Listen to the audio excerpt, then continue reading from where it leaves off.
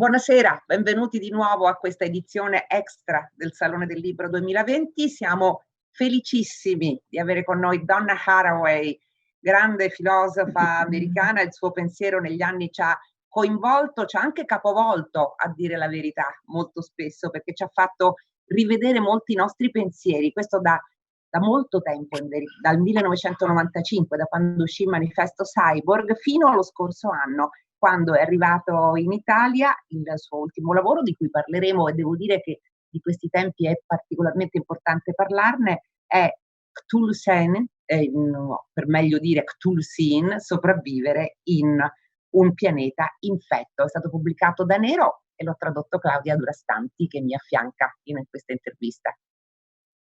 Hi, thanks Donna for being with us. It's a great pleasure and honor. And as Loredana said, you've been turning us upside down for quite some time now.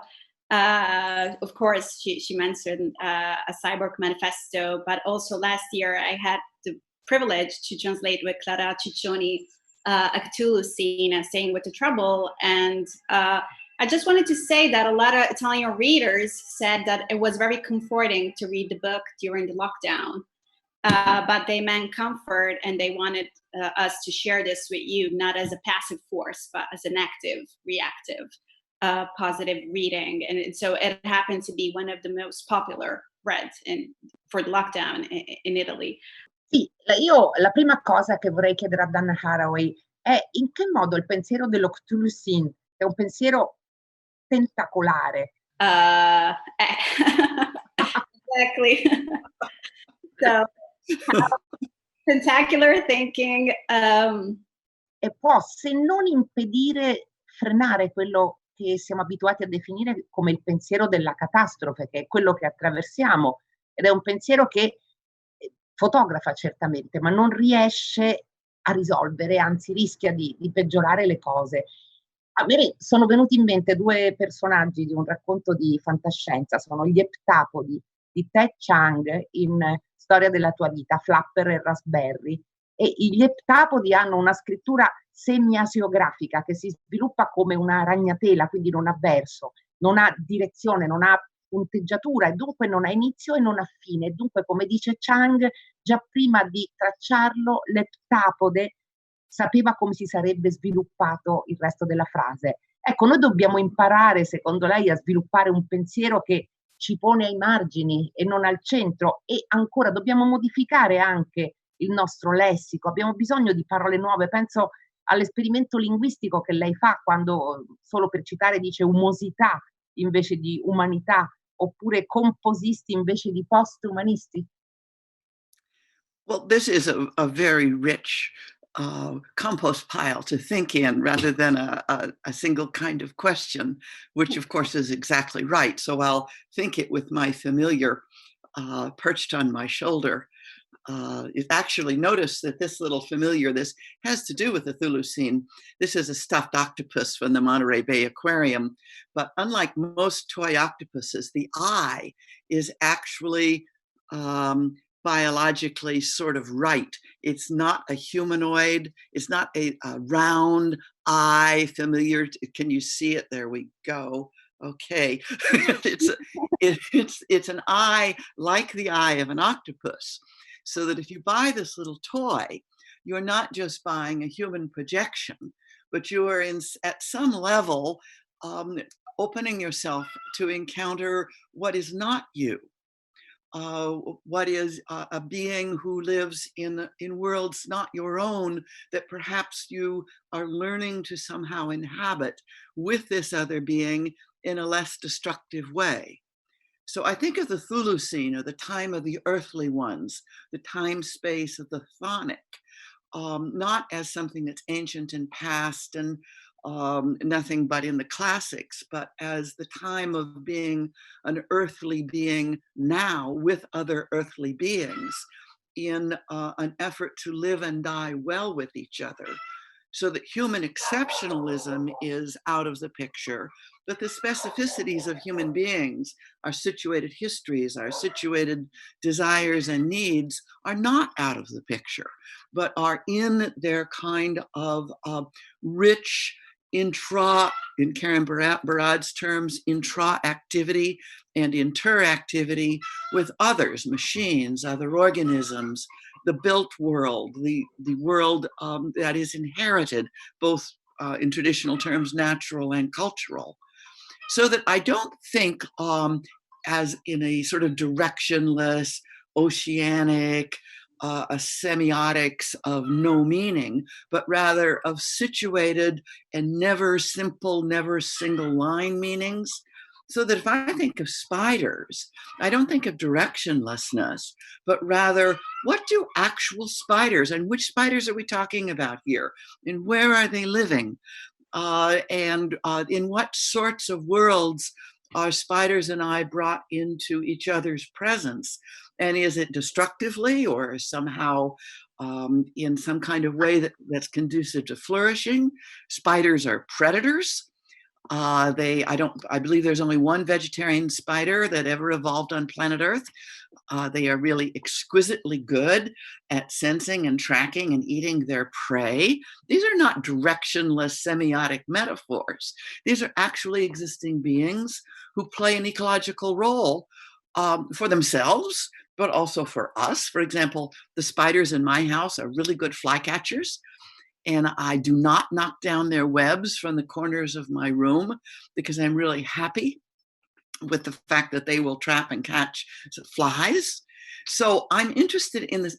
The Chthulucene is about the time of material, semiotic, situated, living and dying with each other through many scales of time and space, and how to be capable of response, how to be responsible.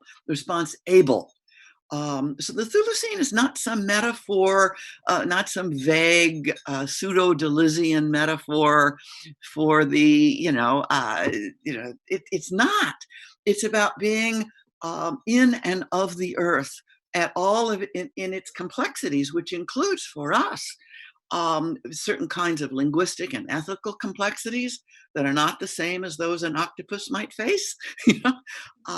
It's against human exceptionalism, and it is opposed to apocalypticism and the various kind of secular sacred stories that move toward either human tragedy or human triumph, but are fundamentally, in that sense, humanist. This is not against human beings, but it is against a whole apparatus of doing storytelling and doing living in human exceptionalist terms. Yes, I was thinking you were talking about living and dying well with other species. So much of your work and the book is about this interspecies solidarity. And I've been thinking about it a lot lately due to the situation we're going through and the pandemic and the lockdown. And how do you actually have this conversation when you have a hard time for solidarity within your own species? Because that's what we're witnessing here right now. Right. So you mentioned a beautiful passage of Flight Weights by von Doren, and where you say that we have to acknowledge that also some animal species go through grievance and they grieve and they repair life and they go through suffering. But right now I'm curious and fascinated to know how your kind of thoughts are shape-shifting due to the pressure of what's going on, and how are you relating to this issue of solidarity within species when there's such a hard time within our own species? Right. Well, first of all, if anything that I said before seems to be about only other species, I said it wrong, because I think that multiple kinds of solidarities, including within one's own kind, but always with others, within one's own kind, with viruses, for example, which are not necessarily, and in this case, certainly not, friendly presences, how to the various kinds of living and dying, nurturing and killing that constitute being a serious person. So solidarities with each other right now have never been more intensely necessary, and more, in many ways, more difficult to build and sustain and spread. So I'm relatively comfortable as a retired professor who has a house and a yard. So that for me, a stay-at-home order with an ongoing income and an outdoors is very different from a stay-at-home order with many of the immigrants in Santa Cruz, for example, as well as other working people, not only the immigrants, who, if it's stay at home, it's with children in a very small apartment with no income, perhaps you have a rent pause, but that doesn't mean at the end of 3 or 6 months you aren't going to owe that rent. For whom maybe one person in the family can work, but it's against the stay-at-home order. So perhaps one person in the family is still working in a landscape business that is barely tolerated and perhaps shouted at by some neighbors who think that you, the worker, are endangering them by being out working. But if you don't work, literally your family doesn't eat. What kind of solidarity is essential? Well, first of all, solidarity, which means actual work now for and with each other, is an obligation, not an option. It's an obligation to be involved in exercising political pressure for example, the state of California to provide food support, rent support, income support for developing policies for mortgage and rent, not just delay, but forgiveness.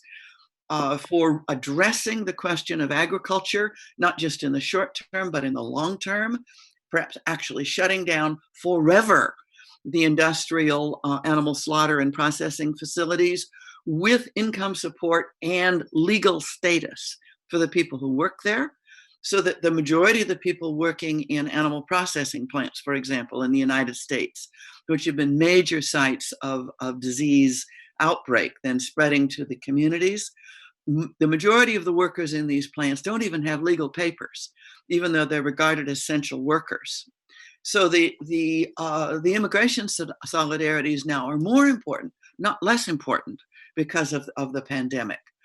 The questions of science education all over the world, certainly where I live, a very strong kind of anti-intellectualism and anti-science and suspicion of expertise, sometimes for good reasons, suspicion of expertise, but a kind of a deep and systematic ignorance and suspicion. Well, solidarity also involves ongoing propaganda of science education kinds, jokes, online performances, serious papers, popular publication, ongoing work to somehow address very fundamental questions like what's a virus? Are all viruses bad? What about microbes? Are they all bad, or do we have an ecology of with viruses, a socioecology with viruses? How to think about that? What kinds of living with viruses will protect who more than who else? Who is protected and who is endangered? So these questions of solidarity are not instead of multi-species a Chthulucenic consciousness, to play with my own word games, but at the heart of this being an earthly creature is the kind of necessary situated solidarities with each other, and each other is never only human. Okay, it is always in situated socio-natural ecologies. So just a quick example: this particular virus is probably rather directly resulted to ongoing biodiversity destruction and simplifications of living systems of other beings, including bats. Okay, that the ways that human beings are living in our agricultures, in our dense expansions of cities, in our penetrations into the lifeways of other beings have created an epidemic-friendly world. Okay? An epidemic-friendly world that is held at bay, mainly for the rich, although it got the rich this time, not equally, but that thinking seriously about viruses requires thinking seriously about agricultural systems, epidemic-friendly apparatuses, and making them less epidemic friendly. you know, creating a kind of living with each other in living and dying that is not so prone to disaster for us and for other species. You know, that kind of thinking is required now. And it's not apocalyptic, but it does take seriously mass death. Yeah, and going just a little bit, I don't know how you feel about it, but don't you think there's a little bit of a lost opportunity in this abounding and recurring war metaphors, technocratic, It's terrible. and all the lexicon of the pandemic so far has been infused by this kind of... I agree with you completely. I think the war metaphor is a terrible burden right now. And of course, it's not just a metaphor. You have these military planes flying over cities in tribute to nurses. I mean, if nurses need tribute, they really don't need it from military airplanes. It's not just a metaphor. The whole way of approaching things as the enemy, as opposed to, wait a minute, clearly this is not just a sign, but way more than a sign of truly screwed up natural social ecologies of our multi-species ways of being with each other, human beings and otherwise. How to repair these drastically damaged ecologies. What kind of rehabilitative and restorative work is required, including in the for right now, how to protect people in shelter in place, in income support, so people don't have to work. Right now, we are in a state of urgency because of totally disrupted ecologies. What about those? Those are, you know, there are huge numbers of metaphors that can be drawn out and worked with that aren't just happy metaphors. You know, it's not like you go from war to some kind of weird blissed out happiness. You go to other kinds of seriousness that are not about being in a fortress among enemies, but about restoring and repairing the world for each other, which involves more than human, but also human. Yeah, other kinds of seriousness is a beautiful way to put it, I think. Loredana, do you want to ask the next question? Sì, allora in realtà ascoltando Donna Haraway, ma anche riflettendo su tutto quello che lei ci ha detto, a partire proprio dal manifesto Cyborg di metà anni 90, e anche pensando alle discussioni all'interno dei femminismi italiani di queste settimane e anche di queste ore, io mi faccio una domanda, le faccio una domanda, se crede, molto semplice, ma credo che la risposta sia più complessa, perché lei da allora, dagli anni 90, ci dice che non siamo esseri naturali, ma siamo esseri culturali. Perché, soprattutto nei femminismi e non solo, è così difficile accettare questa distinzione? Well, it's not just feminisms. We belong to cultures that are, for hundreds and hundreds of years, have been premised on a kind of human exceptionalism, either of sacred or secular kinds, that divide nature and culture, and that constitute the self within that framework. We're really fighting. See what I did? I went immediately to fighting. You know, help! You know, we are enmeshed, you know, in worlds that we are trying very hard to rebuild, to restore, to rethink, to relive. So it's not just feminists, although there are ways in which feminists. By the way, the cyborg goes back to the 80s, not the 90s, the early 1980s. In many ways, for me, the origins of the Cyborg Manifesto were in the United States in the time of Ronald Reagan, and come from a New Left meeting in Savtat in then Yugoslavia in an effort to rethink Marxism. So that the Cyborg Manifesto grew from the early 1980s for me, not the 90s, and had everything to do with a tendency in feminisms, particularly Western feminisms, but not only, to accept a kind of technological determinism and an anti-technological perspective, to be critical of the apparatus of science and medicine correctly, but in such a way as to become the enemy. as opposed to repossess science and medicine for more flourishing ways of living. And I wanted to, in a way, repossess cyborgs for feminist flourishing.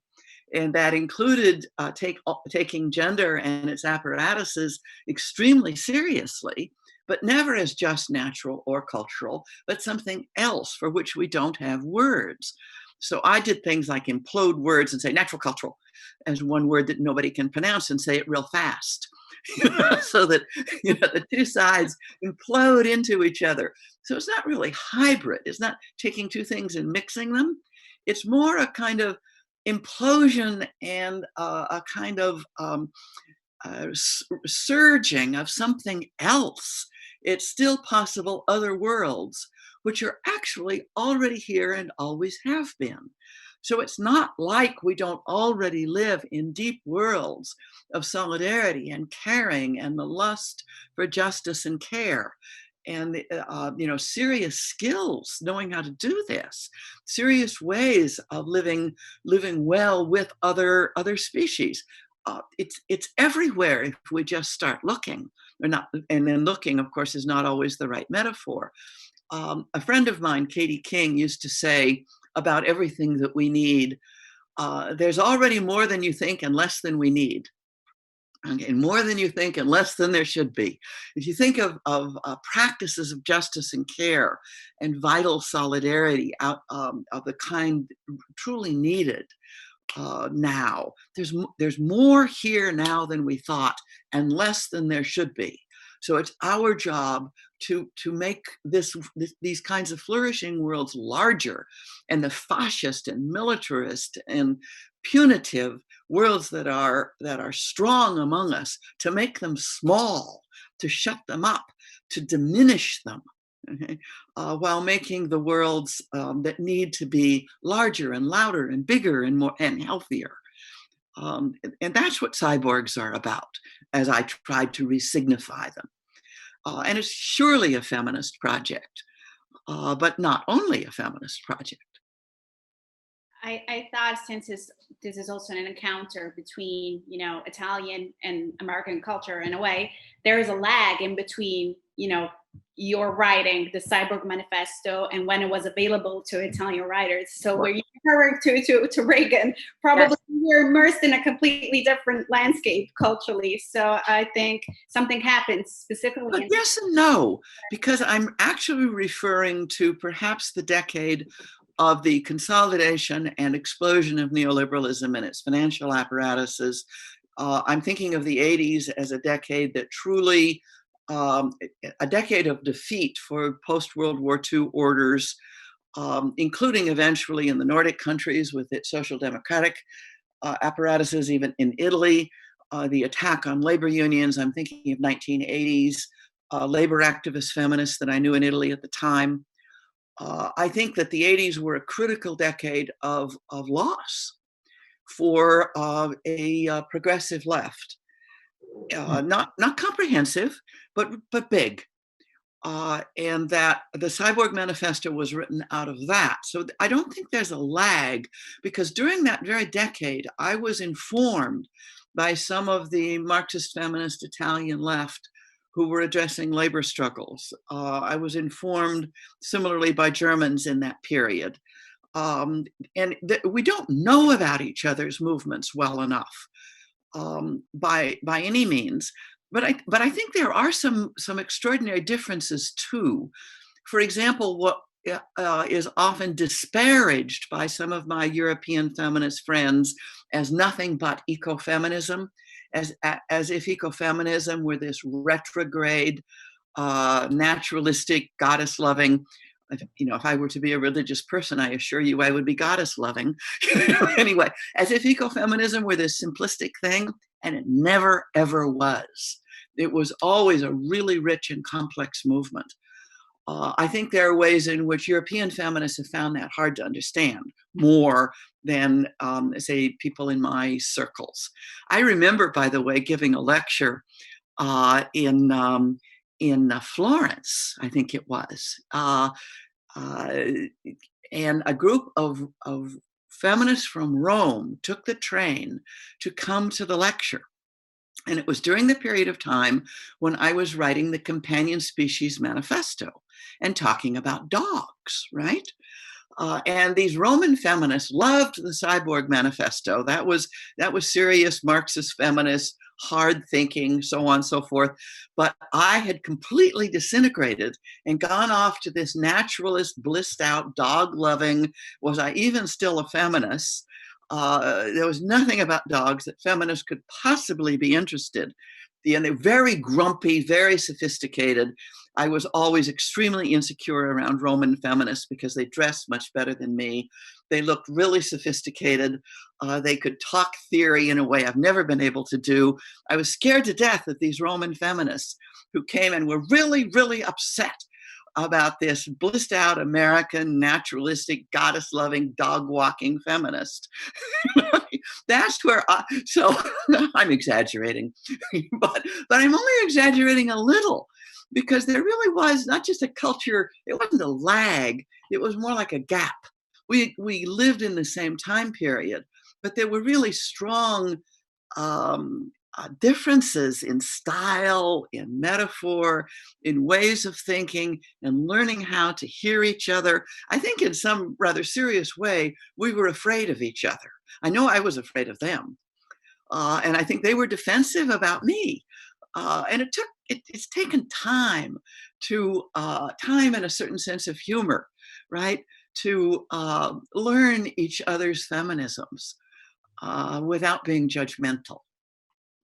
Yeah, I guess we were talking, I was thinking about also this interplay between the outside and the inside. Now there's a rediscovery of Silvia Federici's work in Italy, but it's been, shattered for such a long time because it was developed mostly in the States, and she was fighting that time, for care and salaries for domestic work, which exactly. Now, but there's been some conversation and also some, I guess, it took, I wouldn't say denial, but one passage that really impressed me, and it's a tricky question.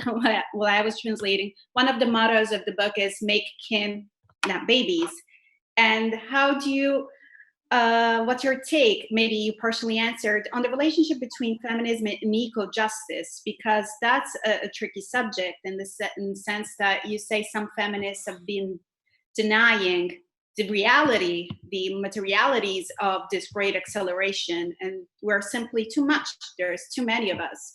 And how can you translate this into practice without falling into that very, troubling scenario of biopolitics, control on your body, and imperialism, and all the issues? I mean, I sense there's a rightness in being skeptical of that, but at the same time, you cannot deny the reality that we need eco-justice, and we really need to make kin and not babies, perhaps.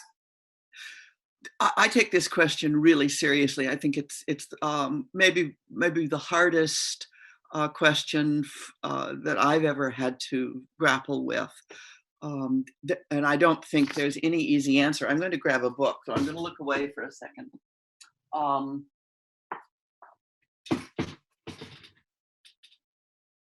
Wait a minute, let me get that in. Yeah. Making Kin, Not Population.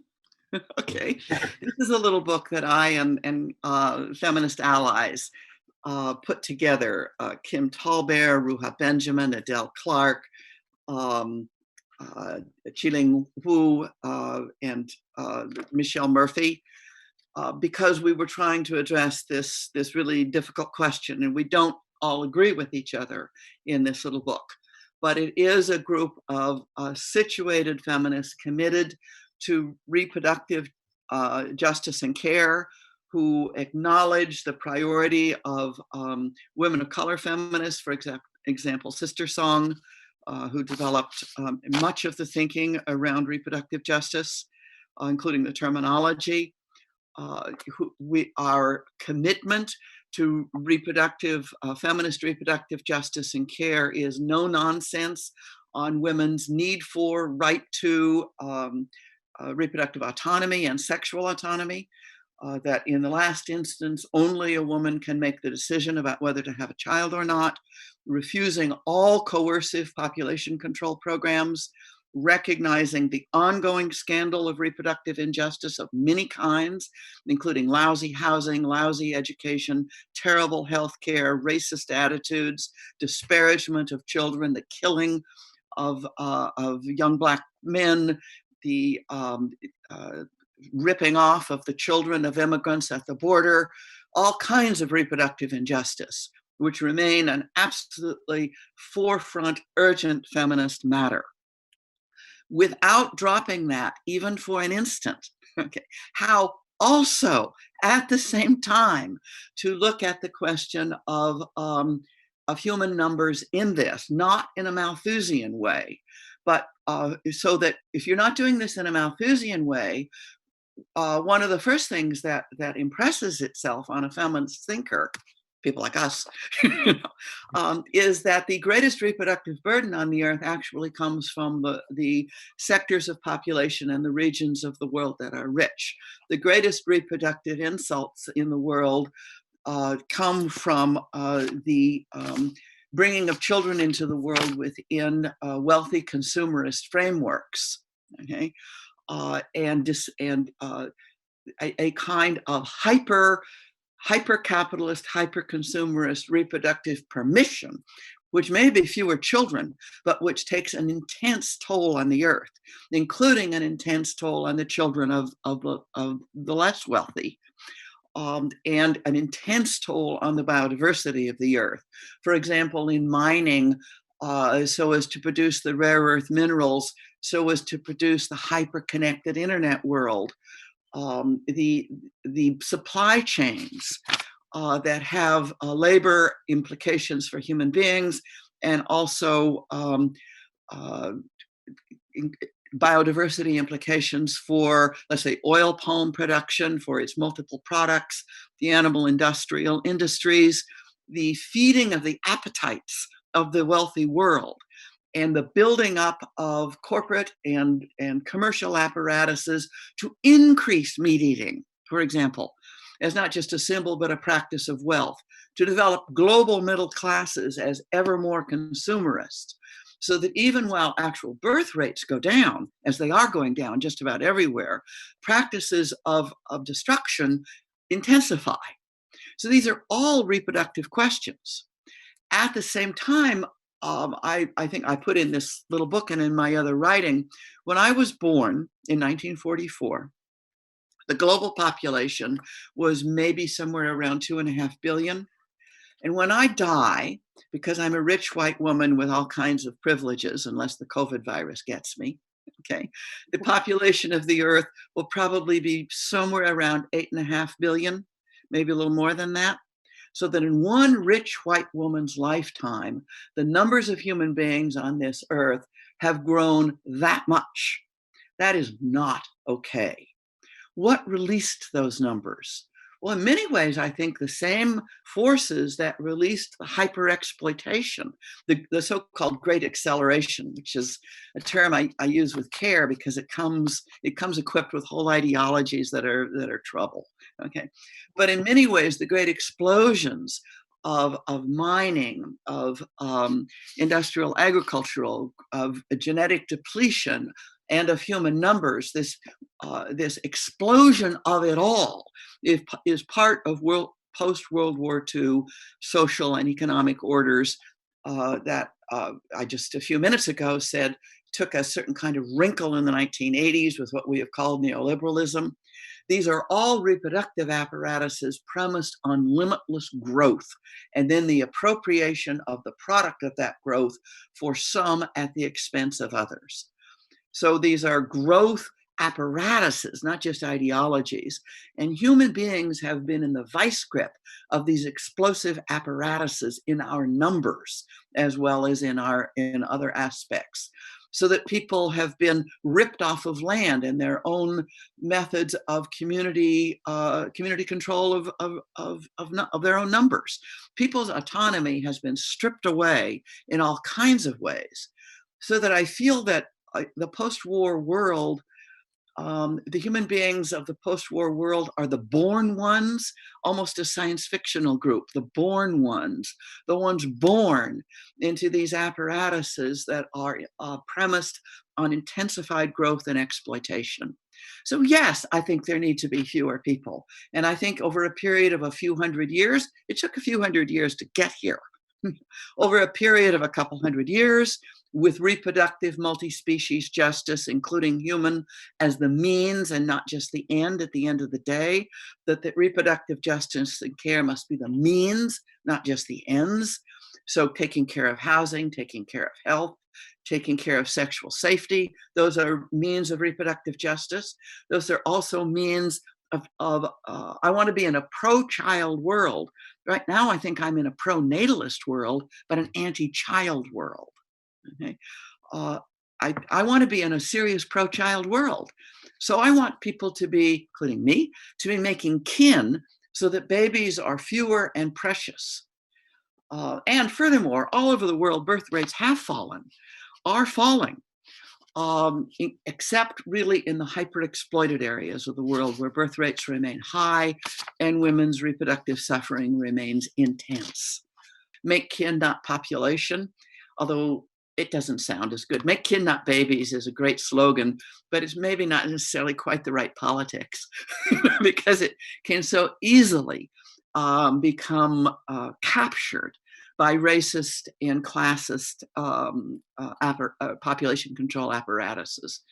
On the other hand, not to talk about the burden of human numbers, to just not even be able to discuss what it means on this earth, that by the end of this century, if we are incredibly lucky, and if birth rates remain low, if, and only if, the numbers of human beings on this population might level out at about 11 billion. People won't even, people in my group, feminists of my kind, find it really hard to even talk about that. And if you even try to talk about it, you're called racist. That's what I'm against. I think that that we must somehow learn to develop the politics of making kin in current conditions with reproductive justice as our means and not just our goal. No, thanks. And Thank also, you. we are a festival like devoted to fiction and imagination. So you have that chapter, Children on Compost, where you imagine actually making kin with butterflies, and number of human beings lowers down. And so sometimes stories are more effective than slogans and ideological. But notice that those Camille stories also involve every child had at least 3 human parents. Yes. The sociality of Camille, who is charged with the care of the monarch butterflies, involved alliance with the Mazahua women, the contemporary Zapatista women, for the defense of water in Michoacan and in Mexico.